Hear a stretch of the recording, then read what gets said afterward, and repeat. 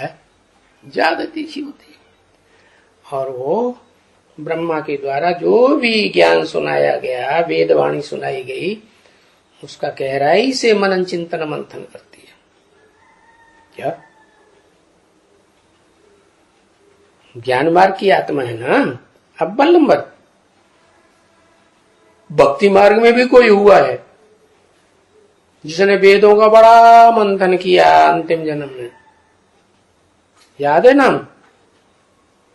एक बार सुनाया था, नहीं याद है? गायत्री परिवार का नाम सुना? नहीं सुना? हाँ, वो गायत्री मंत्र को विशेष ध्यान, रामचंद्र। क्या भक्ति मार्ग में भी उनका नाम रामचंद्र रख दिया। बहुत वेदों का प्रकांड विद्वान माना जाता था। अभी भी उसके फॉलोअर्स जो हैं, उन्हीं रामचंद्र को भगवान मानते हैं। तो वो राम वाली आत्मा ब्रह्मा के शरीर छोड़ने के बाद रंगमंच पर आती है शूटिंग पीरियड में, और जो कुछ भी ज्ञान सुनती है, जो मुरलियां सुनती है, वो सारी मुरलियां मनन चिंतन मंथन करके रिसर्च करने का स्वभाव है। क्या? और रिसर्च में तो क्या बताया जाता है? जो रिसर्च के स्टूडेंट होते हैं ना, बीए एमए की पढ़ाई पढ़ने के बाद उनको रिसर्च का काम दिया जाता है, तो उनको बताया जाता है कि कोई बात की रिसर्च करनी है, खोज करनी है, तो एकदम रूट में चले जाओ। क्या? जड़ पकड़ो उसकी कहां से। तो वो आत्मा तो आते ही ब्रह्मा कुमारी और ब्रह्मा कुमारों की बात पे ध्यान नहीं देती, सीधा किस बात को पकड़ लेती है? किस पे ज्यादा ध्यान देती है? आदम पे ज्यादा ध्यान दे। तो आदम वाली तो आत्मा ही है।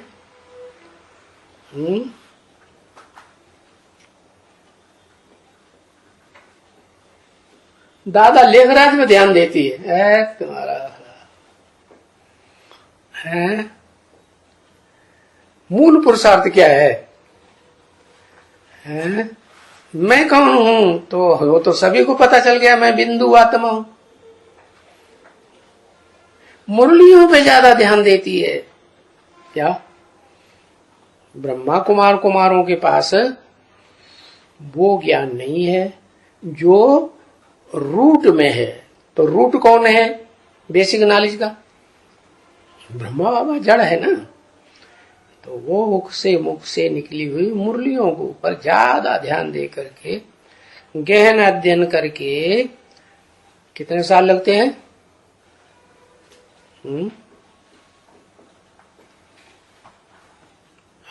5 साल। हाँ, 69 से 76 तक। 69 तो गया, क्योंकि 5 दिसंबर को तो उसको पक्का होता है कि मैं ज्योति बिंदु आत्मा हूं। तो दिसंबर तो खत्म हो गया ना 69 का। तो 70 से लेकर के 76 तक कितने साल हुए? 76 में पूरा ही जोड़ लो। कितने साल हुए? 7 साल हुए। उस 7 साल में और परिपक्व स्टेज में मुरलियों के तंत्र को पकड़ लेती है, और तंत्र को पकड़ने के बाद वो अपनी आत्मा को पहचान लेती है या नहीं पहचानती है? क्या पहचानती है? कि मैं इस सृष्टि रूपी रंगमंच पर, सृष्टि रूपी रंगमंच का बीज रूप बाप हूं।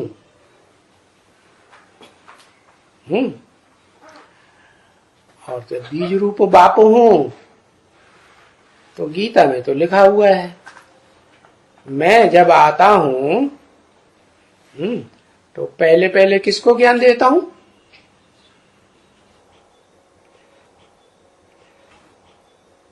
पता है, सूर्य को ज्ञान देता हूं। क्या? विभावसु। वि माने विशेष, भा माने रोशनी, वसु माने धन संपत्ति। विशेष ज्ञान की रोशनी की धन संपत्ति उसे मिलती है। किसको? सूर्य।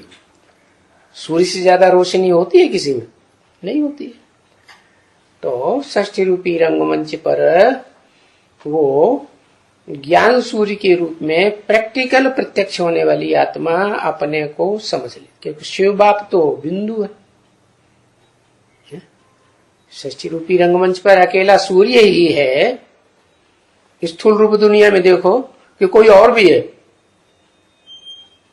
सिर्फ सूर्य है चमकने वाला। सूर्य तो अकेला नहीं है। तारे हैं, चांद है, तो उनमें भी कोई ज्यादा चमकते हैं, कोई डिम डिम नहीं, कम थोड़े चमकते हैं। कोई अपने प्रकाश वाले होते हैं, टिमटिमाते रहते हैं। कोई अपने प्रकाश नहीं है, दूसरों से प्रकाश लेकर के, जैसे चंद्रमा खुद प्रकाशित नहीं है, सूर्य के प्रकाश से प्रकाशित है।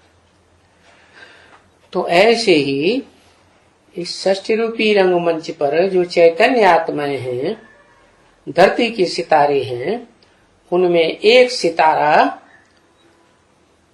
सूर्य के रूप में है।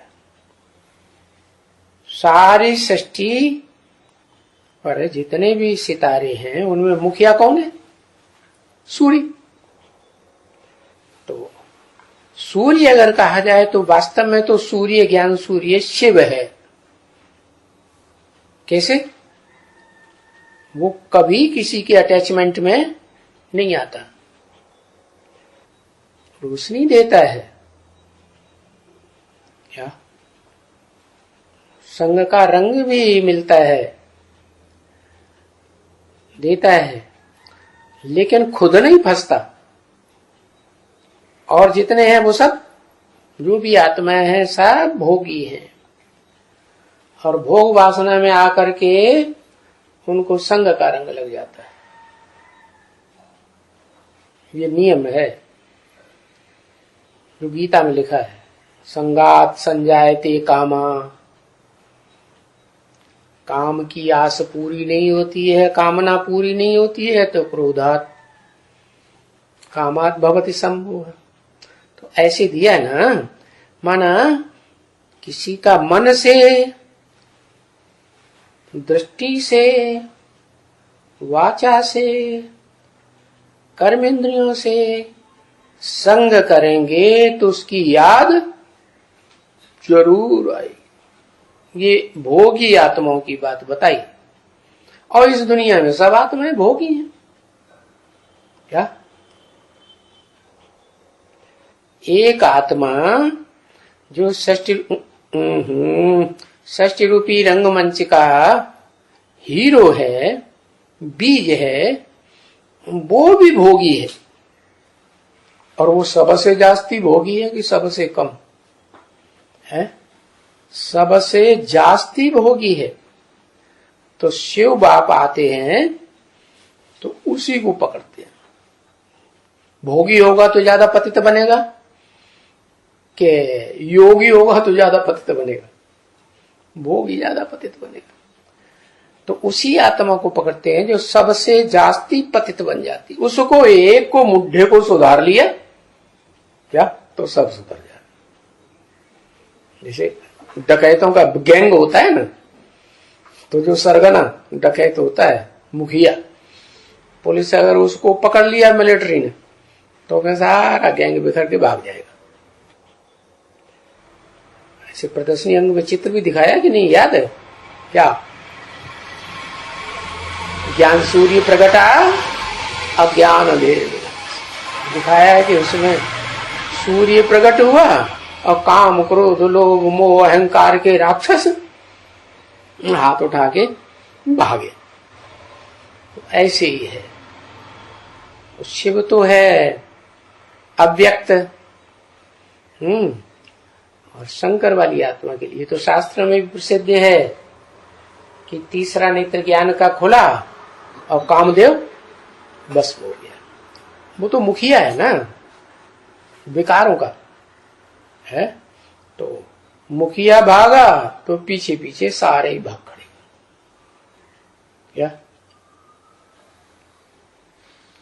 सेनापति दमदार है, ज्यादा पावर देने वाला है, उमंग उत्साह बढ़ाने वाला है, तो भागेंगे, या उल्टा होगा तो भागेंगे? उल्टा होता है तभी भागते। कंट्रोलर मजबूत होने चाहिए। तो इसलिए शिव बाप आकर के उस एक आत्मा को ही मजबूत बनाए देते, आप समान बनाए देते। आप समान माने किस बात में? आप समान निराकारी है तो निराकारी बनाए देते, निर्विकारी है तो निर्विकारी बनाए देते, और निरहंकारी है शिव बाप तो निरहंकारी बनाए देते।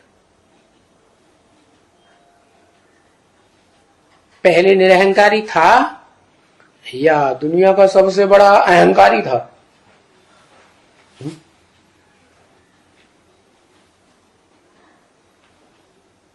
सबसे बड़ा अहंकारी, नाम ही रख दिया है अहमदाबादी। पैदाइश ही कहां से होती है? अहमदाबाद से।